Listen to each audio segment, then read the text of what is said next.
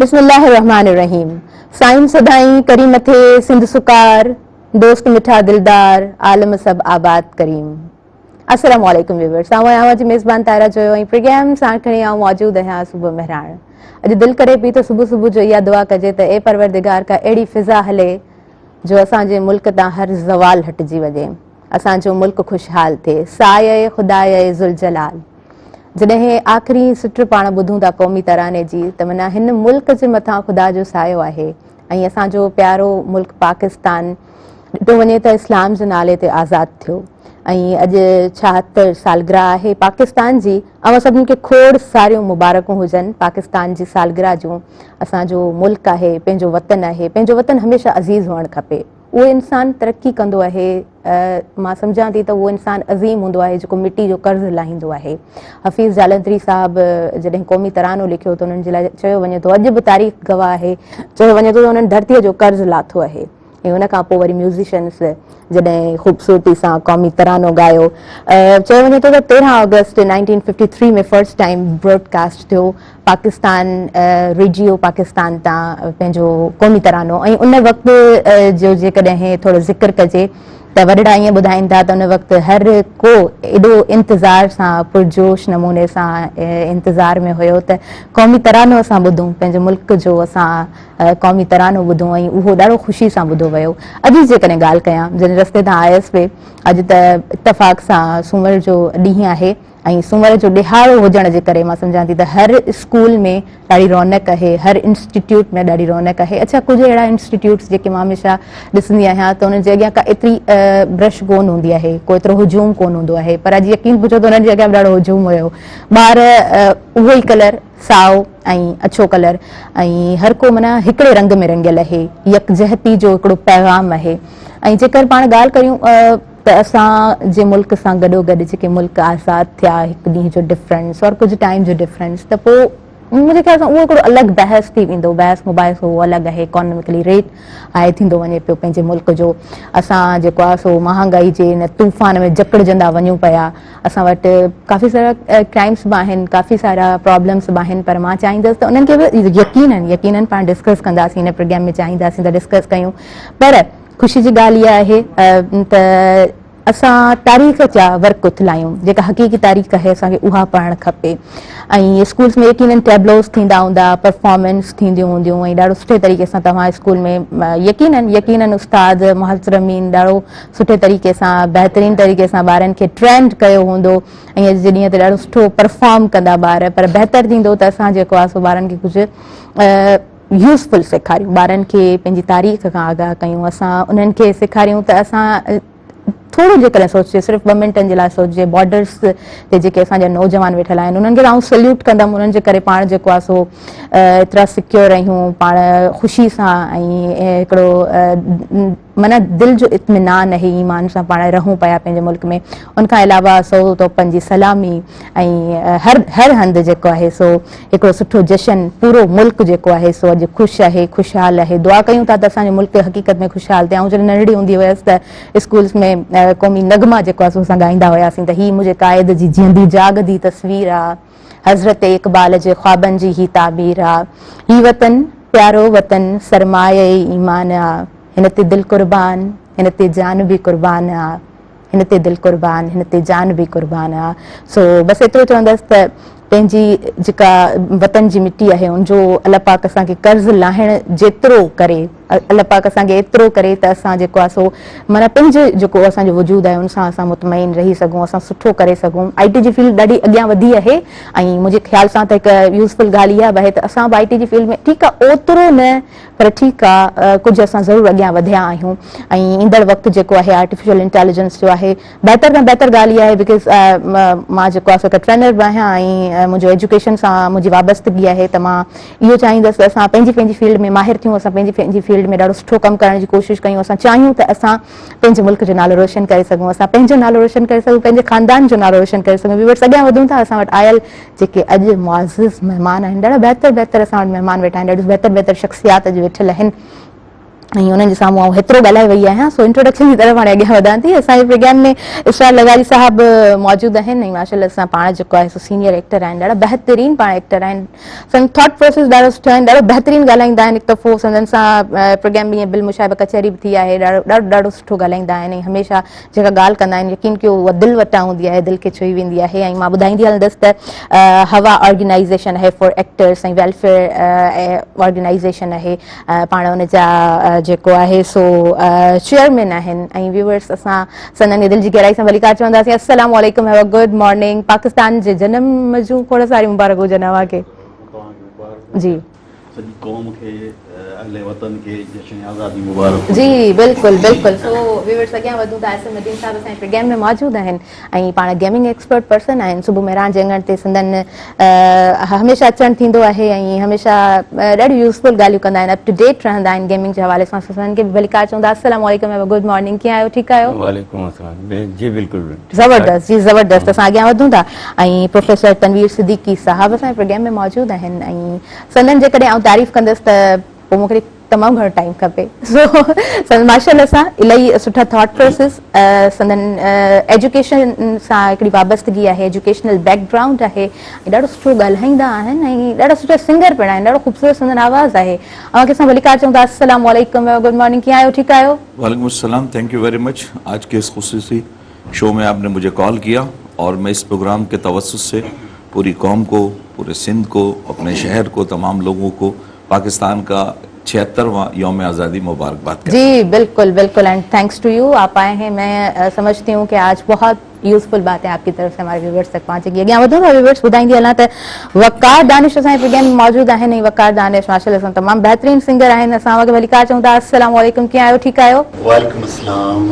आपका बहुत शुक्रिया कि आज आपने इतनी खूबसूरत दिन पे और इस खूबसूरत मॉर्निंग में जो है इस प्रोग्राम के लिए इनवाइट किया।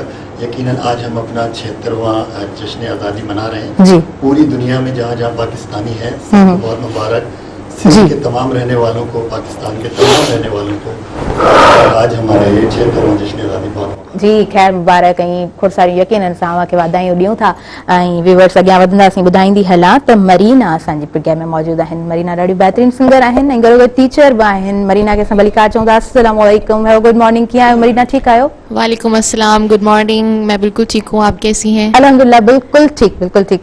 हम आगे बढ़ते हैं ऐं अॼु जेको ॾिहाड़ो आहे पाकिस्तान जी बर्थडे ऐं पाकिस्तान जी जेकॾहिं ॻाल्हि हले थी ऐं जॾहिं पाण क़ौमी नगमो ॿुधूं था ऐं उनखां अलावा पाकिस्तान जो जॾहिं ज़िक्र थींदो आहे ऐं जेकॾहिं रिदमेटिक का ॻाल्हि हुजे त पोइ यकीन कयो त पाण ॾाढो ख़ुशि थी वेंदा आहियूं, मिज़ाज मटिजी वेंदो आहे ऐं ॻाल्हि यकीनन दिलि वटां हूंदी आहे। सो असां अॻियां वधंदासीं। इसरार लगारी साहब, अव्हां अॼु जा रिव्यूज़ कीअं ॾींदव? अॼु जो ॾींहुं अव्हां जे लाइ कीअं आहे? क़ौम जे लाइ ॾींहुं कीअं हूंदो आहे, छा था सम्झो?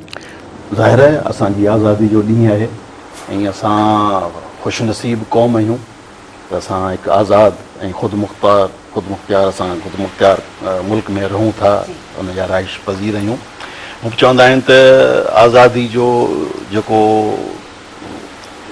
हिकिड़ी ख़ुशी जेका हूंदी आहे या आज़ादी जो मतिलबु तव्हां कंहिं कैदी खां पुछो त असां ख़ुशनसीब आहियूं त असां हिकु आज़ादु मुल्क में रहूं था।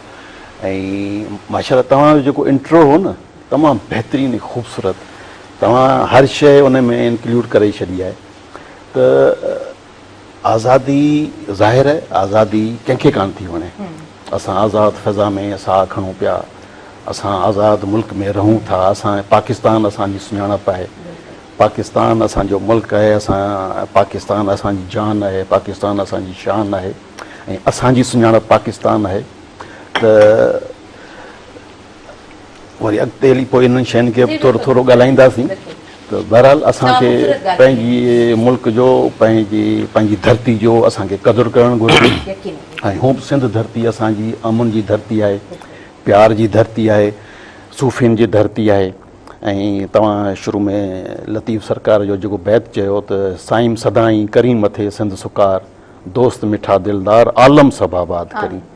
त शाह साहब सिंध सां गॾु सॼे आलम जे लाइ दुआ घुरी आहे, सॼे आलम में ख़ुशियूं हुजनि, ख़ुशहाली हुजे। त इहे सभु शयूं जेके आहिनि से ज़ाहिर आहे असांजा वॾा, असांजे जिन असांखे पंहिंजो मुल्क असांखे आज़ादु करे ॾिनो, असां उन्हनि जा थोराइता आहियूं। ऐं पर असांखे पंहिंजो पंहिंजो किरदारु अदा करणु घुरिजे। यकीनन यकीनन ॾाढी वैल्यूएबल तव्हां ॻाल्हि कई आहे त असांखे पंहिंजो पंहिंजो किरदारु कंहिं अदा बि करणो फील्ड सां आहे। मिसाली ॻाल्हि यकीनन। आऊं आर्टिस्ट आहियां त मूंखे पंहिंजी फील्ड जे लाइ इंडिविजुअली पाण सोचणु घुरिजे, कुझु न कुझु करणु घुरिजे। त उन मक़सद लाइ मूं जेका आहे सा हवा तनज़ीम ठाही सही। ऐं जेतिरो बि थी सघे थो असां ख़िदमत कयूं था पंहिंजनि आर्टिस्टनि जी। जीअं टीचर आहे उहो पंहिंजी फील्ड में पंहिंजी उहा ख़िदमत उहा अदा करे। बिल्कुलु त बिल्कुलु इहे जॾहिं असां ईअं कंदासीं न त ज़ाहिर आहे बहितरी ईंदी। बहितरीन बाक़ी असां रुॻो कंहिं आसिरे ते वेठा हूंदासीं त तव्हां कुझु कयो, तव्हां कयो आउं छो न कयां, या पहिरीं तव्हां कयो, त पोइ ईअं ॾिसो पोइ असां अॼु किथे आहियूं, सही अॼु असां कहिड़ी मंज़िल ते आहियूं। असां सां गॾु जेके मुल्क आज़ादु थिया या जेके असां खां पोइ जेके मुल्क आज़ादु थिया उहे अॼु किथे आहिनि, कहिड़ी मंज़िल ते सही आहिनि। सही त इन्हनि शयुनि ते बि थोरो सोचणु घुरिजे। गौर करणु यकीनन घुरिजे। बिल्कुलु तव्हां सही चओ पिया। तव्हां पूरो हिकिड़ो एजुकेशनल पर्सपेक्टिव जी ॻाल्हि कयो पिया ऐं मां यकीनन इंट्रो में इहा ई ॻाल्हि रखण जी कोशिशि कई त असां जेकर एजुकेशन खे वठी हलंदासीं, पंहिंजी तालीम खे वठी हलंदासीं त पोइ ज़रूरु अॻभरा थींदासीं। असां नदीम साहब खां पुछंदासीं, पहिरीं त ॿीहर आऊं अव्हांखे भली कार चवंदसि, को वेलकम कहूँगी फिर से। और आज पाकिस्तान का दिन है, आप किस तरह रिव्यूज शेयर करेंगे? सबसे पहले तो पूरी कौम को जश्न आज़ादी मुबारक। मेरे इंट्रो में मैं बता नहीं पाया था क्योंकि आपने थोड़ा सा आगे ले गई थी। देखिए आज़ादी जैसे साई ने भी बताया और आपने भी बड़ा अच्छा वो दिया इंट्रो, तो उसमें मैं एक जगह जॉब करता था, वहाँ पे अंग्रेज प्रिंसिपल था, सरगोदी टंडोलियार में है, बोर्डिंग स्कूल है। तो वो ये कहता था कि आप दुनिया की खुशकिस्मत तरीन कौम है कि आपके पास चारों सीजन है, ठीक है, हर किस्म का फ्रूट है यहाँ पर, नहर है, बागात है, समंदर, दरिया। बोले यहाँ इस मुल्क के अंदर क्या कुछ नहीं है। सही बात और बोले यहाँ का जो इन्वायरमेंट है वो मतलब ह्यूमन बीइंग के लिए बहुत सुटेबल इन्वायरमेंट है रहने के लिए। क्योंकि आप देखें वो अंग्रेज आया हुआ था उसको, तो वो कह रहा है मैंने फर्स्ट टाइम मैं पाकिस्तान आया हूँ और मैंने देखा कि बोला इतना खूबसूरत मुल्क पूरी दुनिया में मैंने नहीं देखा। और वो टूरिस्ट भी था और हॉलीवुड की मूवीज में भी उसने काफी काम किया हुआ ना। तो कहने का मकसद ये कि इस मुल्क में अगर हम कहीं और होते तो या तो हम कोई जो गदागरी कर रहे होते या किसी और काम में लगे हुए होते हैं। क्योंकि देखिए आप दूसरे मुल्कों में आप चले जाएं तो मुसलमानों की वो पोजीशन नहीं है जो पाकिस्तान के अंदर है। इंडिया को आप ले लें, जब उनका दिल चाहता है वो जो वो हमेशा एक तशद्दुद जो है वो शुरू कर देते हैं किसी भी बहाने से इंडिया के अंदर। तो अल्हम्दुलिल्लाह हम जो है वो पाकिस्तान में रह रहे हैं और जो जिन लोगों ने इस मुल्क को बनाने में कुर्बानियाँ दी, बिल्कुल, तो मेरी तरफ से उनको जो है सलाम। बिल्कुल तव्हां बिल्कुल सही चओ पिया। मोनार्क जो कल्ह मां जेको आहे सो ॿाहिरि ॾाढो वॾो बैनर ॾिठो, उन ते लिखियल हो ॿाहिरि मुल्क तव्हां भले हलिया वञो पर एतिरो यादि रखिजो त तव्हां जॾहिं सब्जी वठंदव त गॾु तव्हांखे फ्री में पुदीना ऐं धाणा कोन मिलंदा। सो मज़ाक पंहिंजी जॻह ते, पर यकीनन असां जंहिं मुल्क में रहूं पिया ऐं जहिड़े तरीक़े सां असां रहूं पिया, जेका आज़ादी असांखे आहे शायदि ई कंहिंखे हुजे। सो पंहिंजी आज़ादी जो शायदि असां हर शइ विञाइण खां पोइ असांखे क़दुरु थींदो आहे। तव्हां उन्हनि खां पुछी ॾिसो, तव्हां यकीनन तव्हांजे सर्किल में कुझु अहिड़ा माण्हू हूंदा जेके फॉरेन कंट्री विया हूंदा फॉर स्टडी पर्पज़ या उन्हनि जी जॉब जे सिलसिले में विया हूंदा, त उन्हनि खां तव्हां कॾहिं ॻाल्हाए ॾिसिजो, कॾहिं तव्हां पुछी ॾिसिजो, तव्हां कॾहिं उन्हनि सां गुफ़्तगू करे ॾिसिजो त उन्हनि कहिड़ियूं कहिड़ियूं मुश्किलातूं हुते ॾिठियूं आहिनि। सो पंहिंजे मुल्क जो क़दुरु करणु मुंहिंजे ख़्याल सां इहो बि इंसान ते लागू आहे, असांजो इहो बि फ़र्ज़ु आहे। जी तनवीर सिद्दीकी साहब, तव्हांजी त माशाअल्लाह एतिरी सुठी स्टडी थियल आहे ऐं तव्हां कीअं पंहिंजा रिव्यूज़ शेयर कंदा अॼु? देखिए, जैसा कि इसरार भाई ने कहा, नदीम साहब ने कहा, मैं इनकी बात को सेकंड थोड़ा सा कर दूं और जी आगे जी बढ़ता जी हूं। यस प्लीज। ये जो आज हम 14 अगस्त की तारीख को जश्न मनाते हैं, बिल्कुल ये हम एक तरीके से पूरी दुनिया को जो है ये बात बार-बार कराते हैं कि हमने ये जो आज़ादी है ये कोई तश्तरी के अंदर हासिल नहीं की है। 20 लाख से जायद जानों की कुर्बानी हमने दी है और उसके बाद हमें ये वतन हासिल हुआ है। और इसका थोड़ा सा मैं और आपको बैकग्राउंड बता दूं कि मुसलसल हम देखते हैं कि 1857 की वार के बाद सर सैयद और फिर इकबाल और फिर कायदे आजम और फिर बहुत सारे लोगों ने इस मुल्क के लिए वो खिदमात अंजाम दी हैं कि शायद अगर ये लोग नहीं होते तो आज हम इस तरह से आज़ादी हासिल नहीं कर पाते। अब आज़ादी तो हमने हासिल कर ली है, लेकिन सवाल ये पैदा होता है कि जैसे नदीम भाई ने कहा कि आपके पास सारे सीजन हैं, बहुत अच्छे रहने की जगह है, फ्रूट्स आपके पास है, हर चीज अल्लाह ने दी है। बल्कि पाकिस्तान को सूरह रहमान की तफसीर कहा जाता है कि जिन्होंने अपने परवरदिगार की कौन कौन सी नेमतों को छुटलाओ, हर नेमत हमारे पास मौजूद है। मौजूदा जो हालात हैं तो उन हालात के अंदर हमारी जिम्मेदारी जो है वो पहले से ज्यादा बढ़ जाती है, क्योंकि पूरी दुनिया की जो नजरें ना पाकिस्तान के ऊपर कि किसी तरीके से वो पाकिस्तान की ये ताकत जो है, खासतौर पर एटमी ताकत, उसको खत्म करना चाहते हैं। तो मैं खासतौर पर ये कहूंगा कि बेशक आप जश्न मनाएं, आज़ादी मनाएं, ठीक है, हर दिन को अच्छी तरीके से मनाएं, लेकिन उसके साथ साथ जो आपकी जिम्मेदारियां हैं एज ए पाकिस्तानी, उसको भी पूरा आपने करना है। अगर हम दुनिया के अंदर देखें तो दुनिया इस वक्त जो अगर डेवलप्ड जो मुल्क हैं तो उसके पीछे एक रीजन है और वो है एजुकेशन। डेफिनेटली अनफॉर्चुनेटली पाकिस्तान के अंदर हमारा जो शरह ख़वानगी लिटरेसी रेट जो है वो उतना नहीं है जो कि होना चाहिए। तो मैं ये कहता हूं कि अगर पाकिस्तान को आपने वाकई एक और शानदार जानदार मुल्क बनाना है और अपनी आज़ादी की कदर कीमत बयान करनी है, खासतौर पर आने वाली नस्ल में, तो हमें तालीम पर तवज्जो देनी पड़ेगी और हर शख्स अपनी जिम्मेदारियां पूरी करता हुआ, जैसे एक ईंट के ऊपर एक ईंट, ब्लॉक के ऊपर ब्लॉक होता है तो दीवार बनती है, इसी तरह ये मुल्क तरक्की कर सकता है। सही बिल्कुल बिल्कुल तव्हां ॾाढी ख़ूबसूरत ॻाल्हि कई आहे ऐं यकीनन असां इन ॻाल्हि खे बि अॻियां वधाईंदासीं। मूंखे लॻे पियो वक़ार दानिश बि ॾाढो बेसब्री सां इंतज़ारु करे रहिया आहिनि त असां पंहिंजा रिव्यूज़ ॾियूं, पर वक़्तु थी वियो आहे नड़ी साही जो, असां साही जी तरफ़ हलंदासीं। ॾाढो ब्रेक आहे, stay tuned, we are just coming back.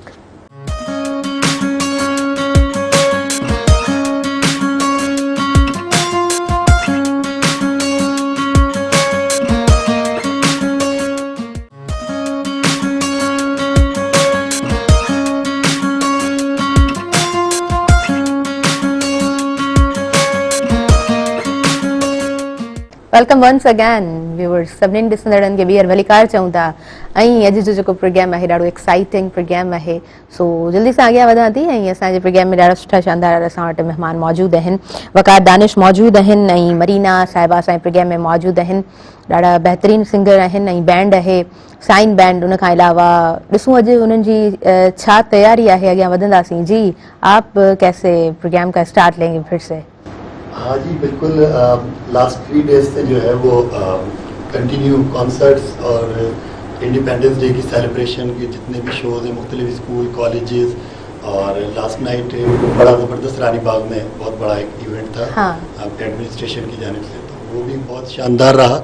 और इस वक्त मौजूद है यहाँ पे भी यकीनन पूरी कौम को नेशनल सॉन्ग्स सुनाने के लिए और सबका लहू गरमाने के लिए हम मौजूद है यहाँ पे। बिल्कुल, वाह जी, ज़बरदस्त। पोइ हाणे देर छा जी आहे, स्टार्ट वठूं? बिल्कुल जी, बिस्मिल्लाह के तव्हां। वो थोड़ी एक्साइटमेंट पाण सभिनी खे घणी हूंदी आहे, मां सम्झां थी त ॿारनि खे अञा वधीक हूंदी एक्साइटमेंट। जी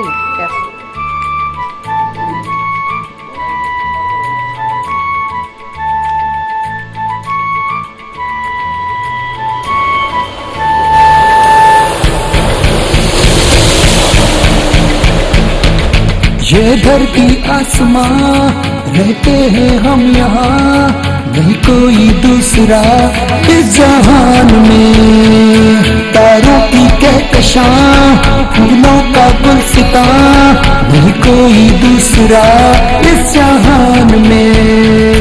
ये धरती आसमां रहते हैं हम यहाँ, नहीं कोई दूसरा इस जहान में।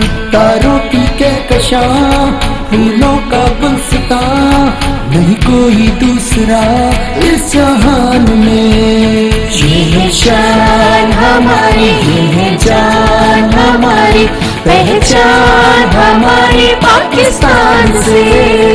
ये है शान हमारी, ये है जान हमारी, पहचान हमारी पाकिस्तान से।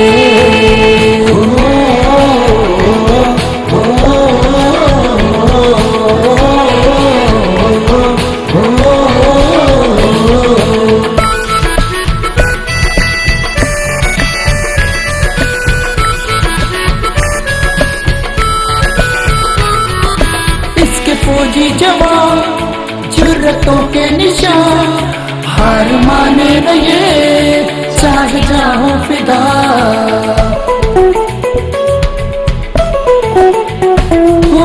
इसके फौजी जवान जुर्रतों के निशान, हार माने रहे चाहे जाओ फिदा। हमको जो भी मिला सब दुआ का सिला, रहमतों में रहे मिलके हम सब सलाम।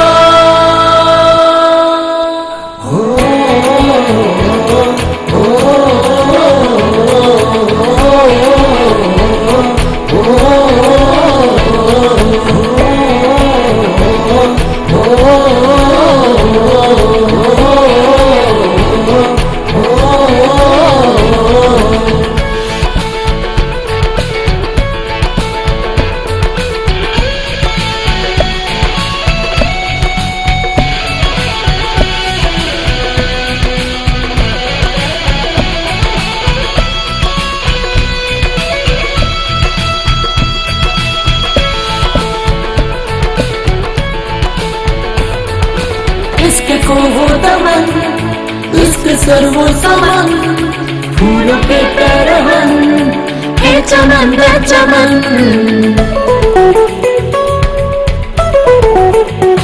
ओ इसके खोहो दमन इसके सर वो समन फूलों के तरहन है चमन दर चमन बढ़ते जाए कदम रुक न पाएंगे हम चाहे कुछ हो सितम ऊंचा रखे सम हो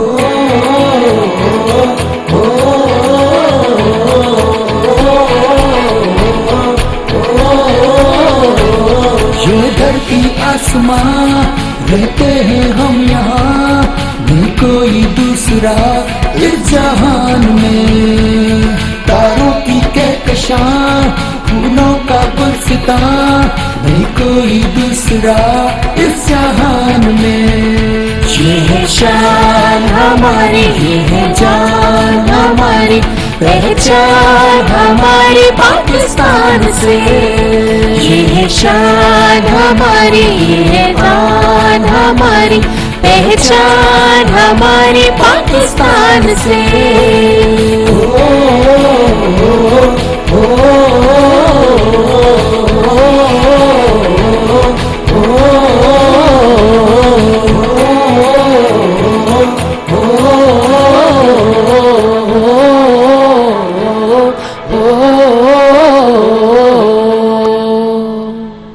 वाह जी वाह, ज़बरदस्त ज़बरदस्त, ॾाढो सुठो ऐं हूअं बि हक़ीक़त जी ॻाल्हि आहे त पाण कीअं बि पाण खे रिप्रेज़ेंट करणु चाहियूं पर पाण किथे बि ॿाहिरि वेंदासीं त एज़ अ पाकिस्तानी पाण नेशन वाइज़ सॾिया वेंदासीं ऐं एजुकेशन जी जेकर असां ॻाल्हि कंदासीं त पोइ मां जीअं त चयो त IT जी फील्ड दुनिया में ॾाढो तकिड़े अॻियां वधे पई त उन फील्ड में जेके बि असांजा नौजवान आहिनि जेके उन फील्ड सां वाबस्तगी रखनि था असांखे ॾाढो तकिड़ो अॻियां वधिणो आहे ऐं हर फील्ड में ॾाढो सुठे तरीक़े सां ॾाढो बहितर तरीक़े सां पंहिंजे पाण खे मञाइणो आहे। इसरार लगारी साहिब खां थोरो असां आर्टिस्ट जे हवाले सां पुछंदासीं।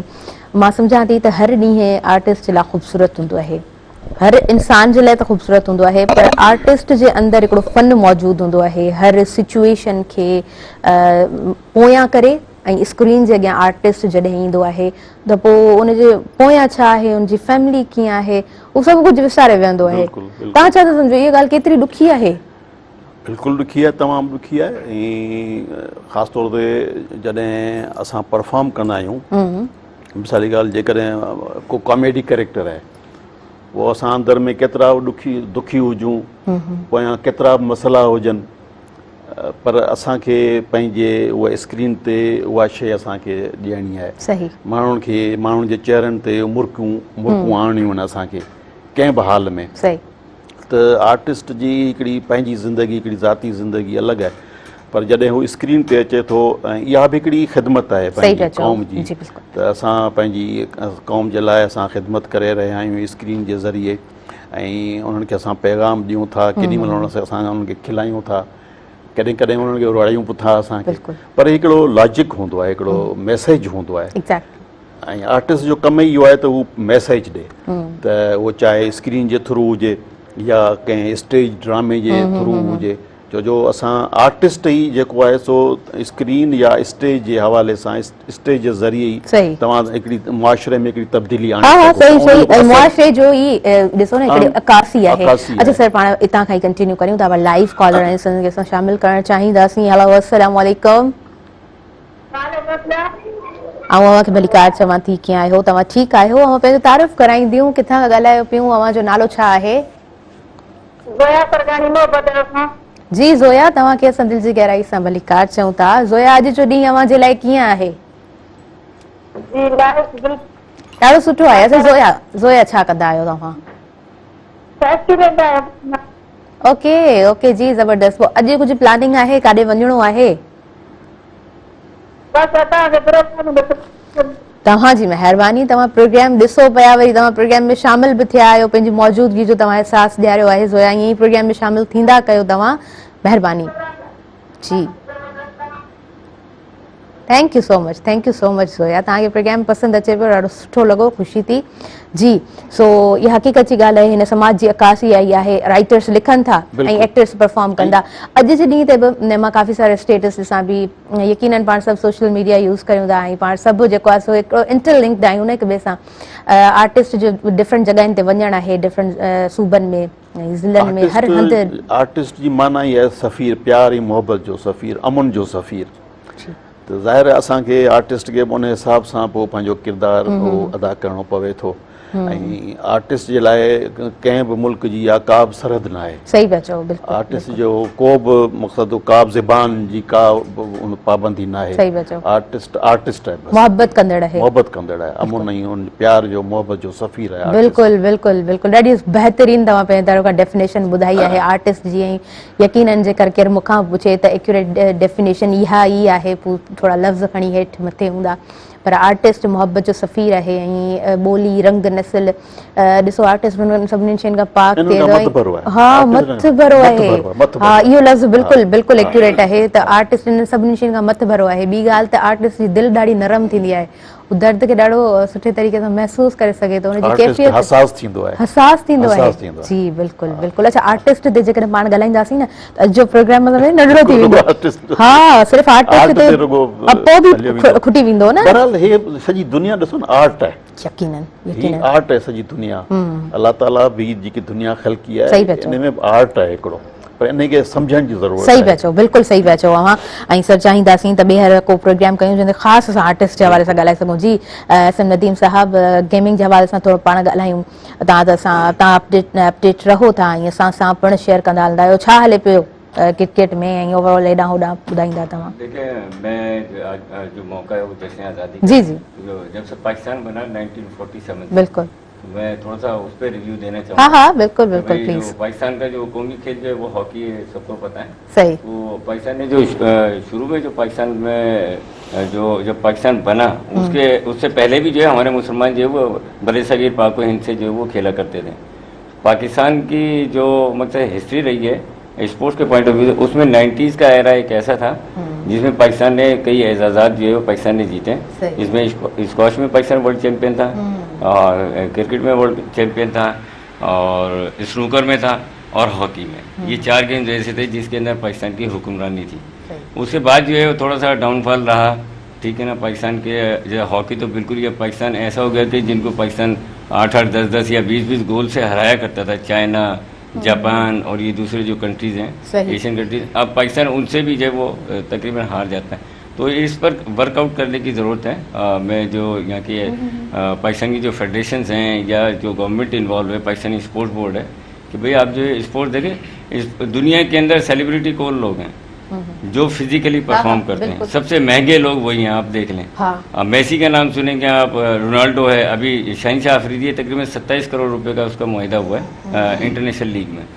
वो देखें, अब वो 27 करोड़ रुपया बाहर से पाकिस्तान ही लेकर आ रहा है ना।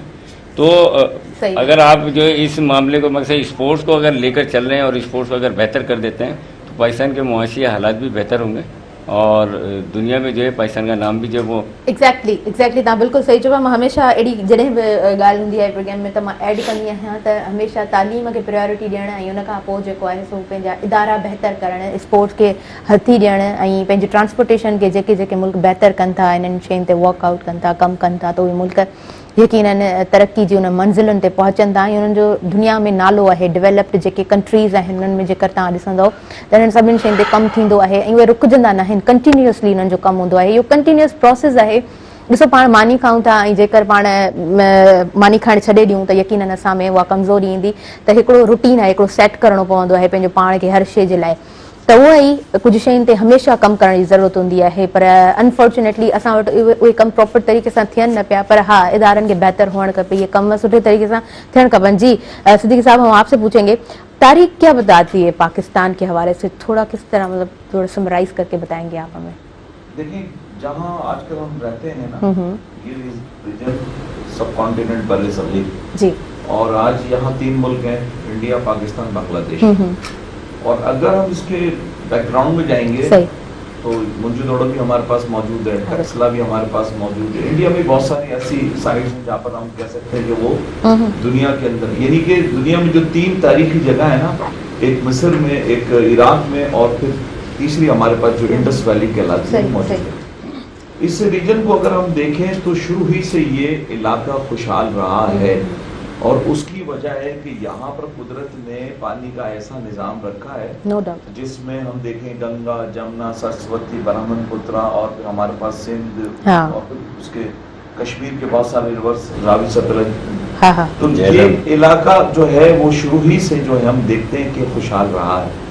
अच्छा, अब इस एरिया में सबसे पहले तो मोहम्मद बिन कासिम ने यहाँ पर जो है वो सिंध के अंदर इस्लामिक सोसाइटी बनाई, जिसको हम कहते हैं कि बाबुल इस्लाम कहा जाता है। फिर नॉर्थ साइड से सबसे पहले जो है वो यहाँ महमूद आया, और फिर चल वाला है। फिर मुगल जब यहाँ पर आए, और पहला मुगल जिसे हम बाबर कहते हैं 1525 में जब उसने पानीपत की पहली जंग के बाद यहाँ पर अपने कदम रखे, तो उसके बाद यहाँ का जो एक सैनेरियो था, मंजरनामा तब्दील हो गया, और फिर मुगल्स ने यहाँ पर किया।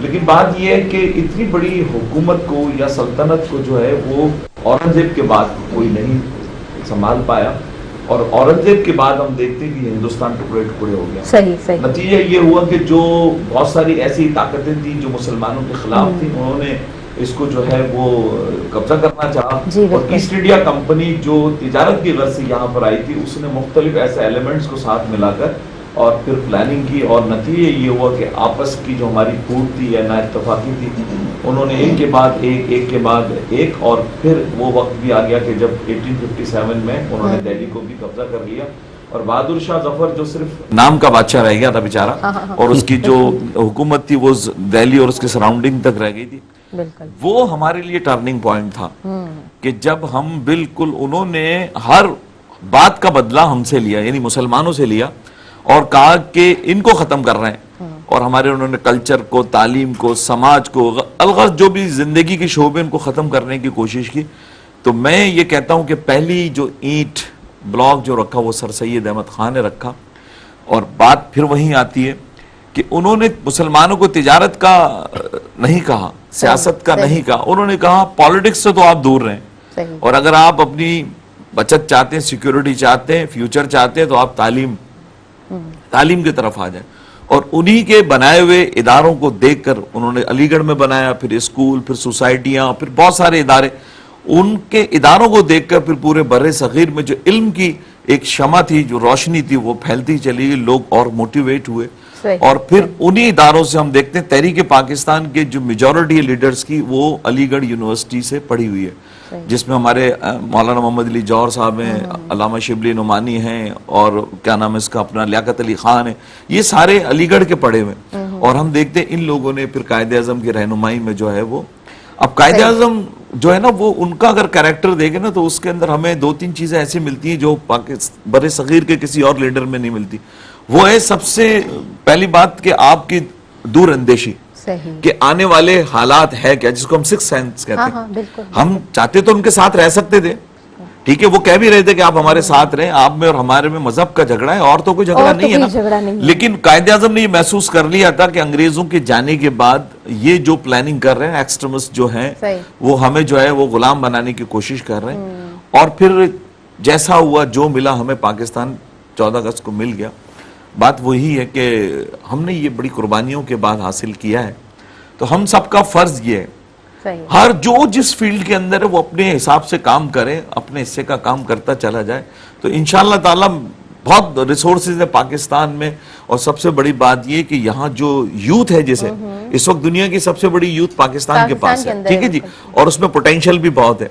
जब हम पूरी दुनिया में जाकर काम कर सकते हैं, उस मुल्क को डेवलप कर सकते हैं। जैसे नई सदी शुरू हुई थी तो मुझे अमेरिकन प्रेसिडेंट का एक जो है बयान याद है कि अमेरिका बना है, मुख्तलिफ कौमों में बना है, लेकिन इसमें साउथ एशिया यानी बर्रे सगीर के लोगों का भी बहुत बड़ा रोल है। तो जब हम अरब को गुलो गुलजार बना सकते हैं, जर्मनी जाके कुछ कर सकते हैं, ऑस्ट्रेलिया इस वक्त हमारे बहुत, कनाडा में लोग हैं, अमेरिका में, जब हम वहां बहुत कुछ कर सकते हैं तो यहाँ क्यों नहीं कर सकते, कर सकते हैं। बात सिर्फ ये कि अपॉर्चुनिटीज की है। जो लोग दिल बर्दाश्ता हो चुके हैं उनको नहीं, उनको समझाएं, उनको दिखाएं, उनको यहाँ पर रोकें, और उनको बताएं कि आप यहाँ ठहरे तो सब मौके मिलेंगे। देखिए एक चीज है नाइंसाफी, ये एक ऐसी चीज है, ये एक ऐसी चीज है जो सारी चीजों को, नाइंसाफी और मायूसी, यही सारी चीजों को, करप्शन को, एक्स वाई जेड को जो है वो जनरेट करती है। तो हम इस चीज को खत्म करते हैं। हमारे पास बहुत टैलेंट है और इंशाल्लाह ताला हम आने वाले दिनों में एक अजीम कौम बनेंगे। हाँ बिल्कुल सही चो पिया। इंशाल्लाह ईंदड़ ॾींहंनि में फ्यूचर में असां हिकु बहितरीन क़ौम जी हैसियत सां दुनिया में ॼाता ऐं सुञाता वेंदासीं। चवंदा आहिनि त हमेशह जेको तव्हांजो हौप हुजे उहो तव्हांजो वधीक हुजे, यानी तव्हां जेकर विञाए वियो था पंहिंजे हौप खे त पोइ तव्हां ॾाढो मायूसी जो शिकार थी वेंदा आहियो ऐं पंहिंजे पाण खे मायूसी जे वर चाढ़ण खां बहितर आहे त पंहिंजे पाण खे तव्हां मोटिवेट कयो। मां सम्झां थी त उहे स्टूडेंट जेके IR जी फील्ड सां रिलेटेड हूंदा ऐं एट्यूनेशन थ्योरी ऐं उन खां अलावा इंटरनेशनल रिलेशन्स, त ऑब्वियसली उन्हनि जी स्टडी ॾाढी सुठी हूंदी ऐं तव्हां सुठे तरीक़े सां पढ़ियो बि हूंदो। पर वरी बि ॻाल्हि इहा अचे थी त हीउ मुल्क जेको आहे सो एतिरनि सारियुनि क़ुर्बानीनि खां पोइ असांखे मिलियो आहे त हिन मुल्क जो असांखे क़दुरु करणु खपे, पंहिंजे वैल्यू जो बि क़दुरु करणु खपे। अच्छा ये भी तो सर मसला है ना, हमें अपनी वैल्यू का ही पता नहीं होता, नौजवानों के अंदर ये भी एक बीमारी पाई जाती है। देखिए बात ये कि वो कहा ना, हमारे बहुत सारे इंस्टीट्यूट हैं, तालीमी इदारे हैं जहाँ हम बच्चों को ग्रूम कर सकते हैं। फॉर एग्जाम्पल आप स्पोर्ट्स को क्या समझते हैं या समझती हैं? एक स्पोर्ट्स भी ऐसे जब आप ग्राउंड में जाते हैं तो वो आपको 10 चीजें सिखाता है। खास तौर पे आपको बर्दाश्त सिखाता है, आपको शिकस्त के बाद जो आपकी फीलिंग होती है ना, सबर जिसको कहते हैं, कि आप एक जीता हुआ मैच हार जाते हैं, तो वो सिचुएशन एक ऐसी होती है कि आप आपस में लड़ पड़ते हैं। सही पिया चओ। असां कंटिन्यू कयूं था, वक्त थी वियो आहे न्यूज़ ब्रेक जो, सो न्यूज़ ब्रेक की तरफ़ वधंदासीं ऐं काॾे न वञिजो, ॾिसंदा रहिजो अवां जो पंहिंजो प्रोग्राम सुबुह मेहरान।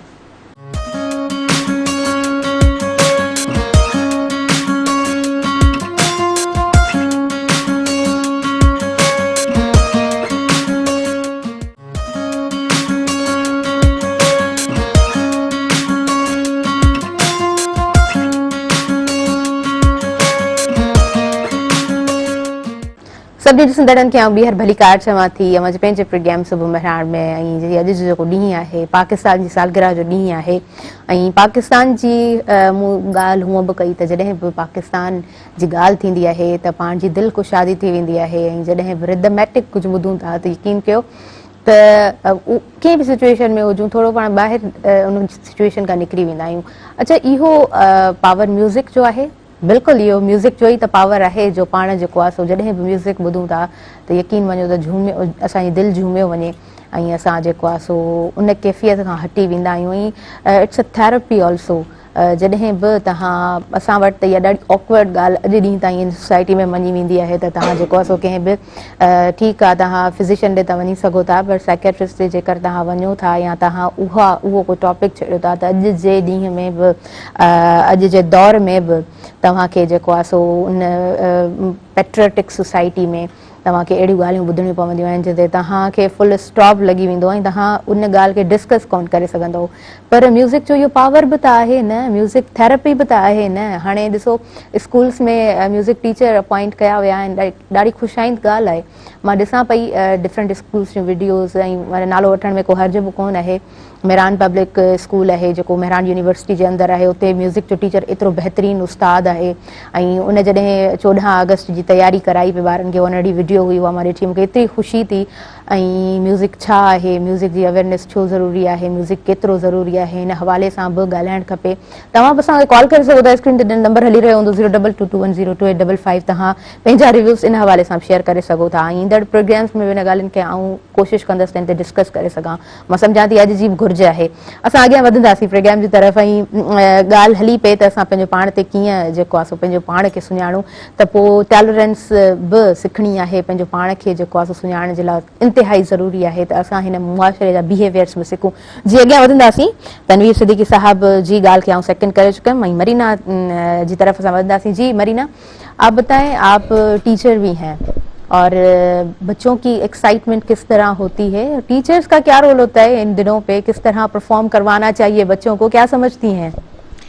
टीचर्स का बहुत बड़ा रोल है, नॉट ओनली टीचर्स बट हर कोई स्कूल में या दूसरे इदारों में, प्रोफेसर्स, टीचर्स, हेड्स जो भी हैं, उनका सबसे बड़ा रोल सिर्फ इस दिन के लिए नहीं होता। दरअसल जो हमारा एक सिर्फ एक इवेंट बन के रह गया है 14 अगस्त, आज भी और इससे पहले भी जब से अगस्त शुरू हुआ है हम इसी चीज़ को कोशिश कर रहे हैं इनकलकेट करने की कि एक दिन नहीं होता है, हमें रोज़ ही अपने मुल्क के लिए डेफिनेटली कुछ ना कुछ करना है, खुशी मनानी है कि हम आज़ाद हैं और शुक्र अदा करना है अल्लाह ताला का कि हम आज़ाद हैं, और इसकी बेहतरी के लिए रोज़ ही काम करना है। और एक दो मैसेजेस भी दिए इन दिनों में बच्चों को कि आप जब जो भी इस वक्त करंट सिचुएशन है कंट्री की, उसके हवाले से अगर आप देखें तो काम जब ख़राब हो जाता है फिर हम एक दूसरे पे इल्ज़ाम लगाते हैं, उसकी वजह से हुआ, उसकी वजह से हुआ, ब्लेमिंग गेम जो तो हाँ, हम पहले से ही अच्छे तरीके से काम कर लें। It's good for our respect and it's good for our country. और मेहनत करें, अभी भी कुछ नहीं बिगड़ा, अभी भी हम चाहें तो इत्तेहाद बड़ी खूबसूरत पावर है, मिलजुल के और सब इसको कुछ ही दिनों में वापस से खड़ा कर सकते हैं। तो इस चीज़ के लिए बच्चों को मोटिवेट करते रहते हैं, टीचर्स भी करते हैं। और मैं ये कहूँगी कि घरों में भी इस चीज़ पे अगर थोड़ा सा रुझान दिया जाए, बच्चों की तरबियत तो करते हैं माँ बाप, मुल्क के लिए भी थोड़ा सा अगर बोलते रहें कुछ ना कुछ साथ साथ, तो मैं कहती हूँ कि हम शायद किसी के मोहताज कभी भी नहीं रहेंगे। सही बच्चों, बिल्कुल बिल्कुल। जिस तरीके से हर कोई ये जानता है कि हर इंसान टैलेंट के साथ पैदा होता है, हर इंसान में खूबी है और खामी भी है, ऐसे ही चलना है। तो खामियों को थोड़ा ओवरकम करके खूबियों पे फोकस करें तो हमारा मुल्क माशाल्लाह नंबर 1 भी हो सकता है अगर हम चाहें तो। सही, बिल्कुल बिल्कुल, तव्हां बिल्कुल सही चओ पिया। ईमान, इतिहाद ऐं तनज़ीम, जॾहिं असां पावरफुल इहे वर्ड्स ॿुधंदा त मां सम्झां त इहे वर्ड्स आहिनि, हिन जे पोयां ॾाढी स्ट्रॉन्ग तव्हांजी जेको आहे सो इंटेंशन हुअणु खपे। ही ऑगस्ट जो महीनो मूंखे लॻंदो आहे त ॾाढो सुठो महीनो आहे, हुन जे पोयां ॿ टे रीज़न्स आहिनि। 12 ऑगस्ट ते नौजवाननि जो ॾींहुं आहे और 14 अगस्त जी सेलिब्रेशन थींदी आहे, विच में वरी 13 अगस्त त सिंध जा महान असांजा राइटर आहिनि, मोहम्मद इब्राहिम जोयो साहब, उन्हनि जी बि जनम जी तारीख़ उहा आहे ऐं उन्हनि सिंध खे तमामु घणो कुझु ॾिनो आहे, मुफ़क़िर ॾाहा ऐं तमामु साञवंद इंसान ऐं डिफरेंट जेके बुक्स आहिनि उन्हनि जा। मां सम्झां थी त उन्हनि किताबनि खे जॾहिं असां पढ़ूं था त असां अणगणियो इल्मु असां वटि मौजूदु आहे, पर असां उन खां अलाए छो दूरि आहियूं, अलाए छो असां जेको आहे सो इन शयुनि खां परे भॼी विया आहियूं। इन तरफ़ बि थोरो असांखे राग़िब थियणु खपे। सो जेको हीउ ऑगस्ट जो महीनो आहे, बहरहाल ॻाल्हि करण जो मक़सदु जेको आहे, ऑगस्ट जो महीनो ॾाढो सुठो आहे ऐं जेके बि डेज़ पाण सेलिब्रेट कंदा आहियूं सो सिर्फ़ु हिकु ॾींहं जे लाइ न, पर उनजे पोयां छा पर्सपेक्टिव हुअणु खपे उनखे बि सम्झणु तमामु घणो ज़रूरी आहे। इसरार लगारी साहिब जी तरफ़ अॻियां वधंदमि। अच्छा सर, जेकॾहिं पाण सिंध ते नज़र विझूं, पाकिस्तान त माशाअल्लाह माशाअल्लाह असांजो हूअं ई ख़ूबसूरत आहे, पाकिस्तान ते असांखे फ़ख़्रु आहे। पाकिस्तान जी ब्यूटी जॾहिं ॾिसूं था त उहो मां सम्झां थी त जॾहिं जेको बि नॉर्दर्न एरियाज़ वियो हूंदो उहे ॾींहं हुनजी ज़िंदगी जा ॾाढा ख़ूबसूरत ॾींहं गुज़रिया हूंदा, पर पाण वरी थर वारे पासे नज़र विझूं त असांजी सिंध बि ॾाढी माशाअल्लाह सां ख़ूबसूरत लॻी पई आहे। कीअं रिव्यूज़ ॾींदो, वञणु थियो आहे? रिसेंटली कोन थियो आहे?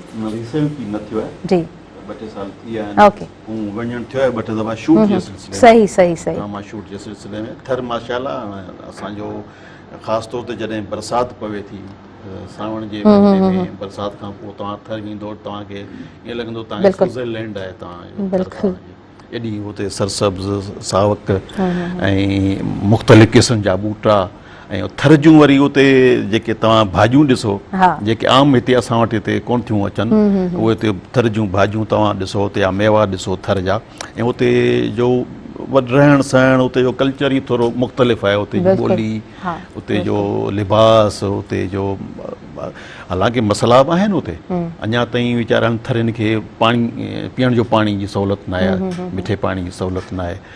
त थर हिकिड़ो असांजो सिंध जो हिकिड़ो अहम हिकिड़ो हिसो आहे ऐं बहरहाल सिंध त हाणे हूं त जीअं सही पूरो पाकिस्तान असांजो माशाअल्लाह। किथां जा आहियो? ऐं बेसिकली असांजो ॻोठ आहे ताजपुर, सही, डिस्ट्रिक्ट मटियारी आहे, टंडजाम खां थोरो अॻिते ताजपुर। जी जी जी, ताजपुर नसरपुर, त उहो असांजो ॻोठ आहे ताजपुर। जाड़ा भाइर आहिनि ताजपुर नसरपुर? ईअं खणी सम्झो, स्टेशन हिननि जी हिकिड़ी आहे। हिकिड़ी स्टेशन आहे? हा, स्टेशन हिकिड़ी आहे, ताजपुर नसरपुर जे नाले सां स्टेशन आहे असांजी। ऐं असांजो तारीख़ी शहर आहे, ॻोठ आहे असांजो आहे नवाब वली मोहम्मद लघारी, तालपुर दौर में उहो वज़ीर अज़म हो सिंध जो।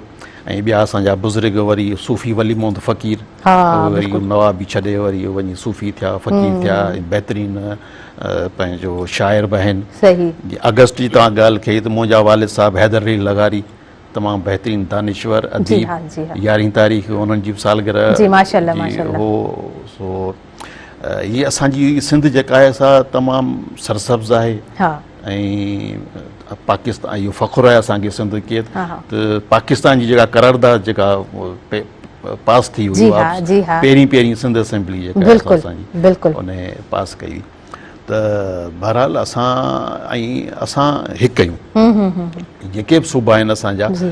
असां हिकु आहियूं ज़ाहिर आहे आर्टिस्ट आहियां त असां मूंखे उन हिसाब सां ॻाल्हि करणी बिल्कुलु बिल्कुलु त बिल्कुलु इनशा ताला ऐं मूंसां सवाल ॻाल्हि कई त असां वटि छा न आहे छा न आहे बसि असांजे मुल्क में छा नाहे ॿियनि वटि नाहे इहो असांजे मुल्क में अलाह ताला जी हर नेमत तव्हां बिल्कुलु सही पिया चओ, सही पिया चओ। पर उनखे यूटिलाइज़ करणु असांजा इदारा हर इदारो आहे असां वटि पर मजबूरी सां ऐं हिकिड़ो तकलीफ़ वारी कैफ़ियत में चवणो थो पए त असांजा इदारा उहे कमु न करे रहिया हा, आहिनि बिल्कुलु। असांजो अमन ॾिसो असांजो तव्हां हिते मक़सदु भाॼी हिते असां सही, वटि थिए सही। थी हर भाॼी असां वटि थिए थी ऐं तव्हां भाॼियुनि जा रेट ॾिसो बिल्कुलु कणिक असां वटि खजूर जी 152 हा हींअर हा। लॉस पियो आहे वाकई तव्हां बिल्कुलु सही चओ पिया हर कणिक ॾिसो असां वटि थिए थी अटे जो तव्हां अघु ॾिसो ॾिसो 150 खां मथे किलो अटो बिल्कुलु, अटो थी वियो बिल्कुलु। आहे वीचारो मज़दूर ग़रीब मिसकीन ऐं ॿाहिरि जेके सवाल ॻाल्हि जी, थी जी, ॿाहिरि जी। ॿाहिरि जेके वञनि था उहे आज़ार में आहिनि सही। मुसीबत में आहिनि उहे 16 कलाक कमु था कनि हा, हा। हिते त असां बादशाही पिया कयूं दुनिया टैलेंट खे वेलकम थी करे हा। ऐं असां जेको आहे सो पर माण्हू मजबूर आहिनि वञण खां उहे असांखे उहे फैसिलिटीज़ उहे असांखे ॾियूं असीं सही, जेके ॿाहिरि सही था वञी चओ। तनवीर भाई ॻाल्हि कई त जॾहिं असांजा माण्हू टैलेंट असांजो ॿाहिरिनि मुल्कनि में वञी उते कमु करे थो उन्हनि खे तरक़ी वठाए थो सुधारे थो त हिते छो नथो सुधारे सघे तव्हां बिल्कुलु बिल्कुलु सही सुधारे चओ था, सघे थो पर असां उन्हनि खे उहे फैसिलिटीज़ ॾियूं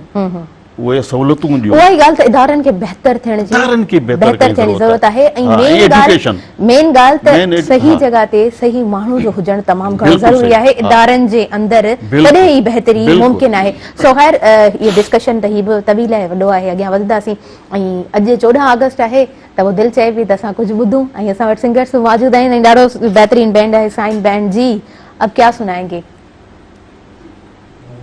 नेशनल सॉन्ग सुनाते हैं आपको वाओ एक जी, बहुत जबरदस्त, जबरदस्त। और ये जो नेशनल सॉन्ग हम आपको अब सुनाने जा रहे हैं ये एशिया के टॉप 4 सॉन्ग्स के अंदर आता है वाओ जबरदस्त तो जो भी एशिया में 4 सबसे ज़्यादा सुने और सबसे ज़्यादा जो लोग जिन सॉन्ग्स को लाइक करते हैं उन टॉप 4 सॉन्ग्स में ये हमारा नेशनल सॉन्ग भी आता है जो कि बहुत ही ज़्यादा हम सबके दिल की धड़कन है और एक 60 साल का बूढ़ा हो या एक 5 साल का बच्चा हो उसे ये सॉन्ग आता है वाओ द्वारा बि ॻाइनि पिया मां पंहिंजी ॻाल्हि बि कयां सभिनी ॻायो पे अच्छा एस एम नदीम सर बि ॻायो पे अवां बि ॻायो पे सभिनी इंजॉय कयो पे अंदर से फीलिंग आती है ना अंदर से फीलिंग आती है अब ये देखिए ना ये सॉन्ग ऐसा है लगारी साहब को ये कि भी गाया। मेलबर्न में क्रिकेट का मैच हो रहा हो या अब जो है ना ऑस्ट्रेलिया में हो रहा सही। हो कहीं कहीं पर भी हो रहा है इंग्लैंड में हो रहा हो कहीं भी तो वहाँ पर भी ये सॉन्ग जो है गूंज रही होती है इस song की बिल्कुल आवाज़। बिल्कुल तव्हां और सही वहाँ चओ पे पिया पाकिस्तानी इहो पूरी इहो जेको दुनिया आहे में न song- पावर म्यूज़िक जो ई आहे सो ब्रेक जो टाइम थी वियो आहे असांखे ब्रेक जी तरफ़ वधणो आहे जी नड़ो ब्रेक आहे असां ब्रेक जी तरफ़ वधंदासीं अवां काॾे न वञिजो ॾिसंदा रहिजो अवां जो पंहिंजो प्रोग्राम सुबुह में राण